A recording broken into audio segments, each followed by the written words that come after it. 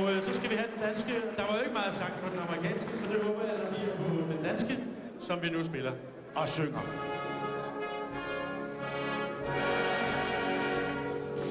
Det står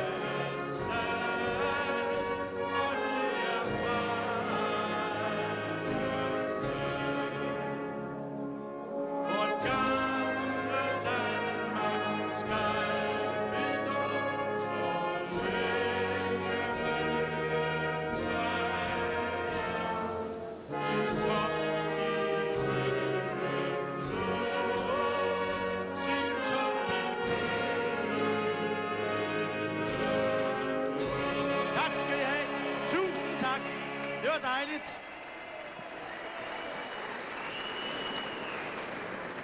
Jeg vil godt lige benytte lejligheden til at præsentere officials. Jeg kan fortælle, at supervisor er fra San Marino, Eduardo Secoli. Som sidedommer, der har vi fra Belgien, André van Grotenbryl. Vi har fra Finland, Erkki Meirunen. Og vi har fra Spanien, Manuel Maritala. Og jeg kan også fortælle the man in charge, the world famous, den mest kendte kampleder, vi har, fra USA, Steve Smoker. Og herover, mine damer og herrer, her har vi ham så, 35-årig amerikanske hardhitter, Charles Brewer. Han er kommet til København med en fornem rekordliste, der lyder på 50 professionelle kampe, med sejre i de 40, og hele 28 gange har han stoppet sine modstandere før tid. Og 20 gange er det sket mellem første og tredje omgang.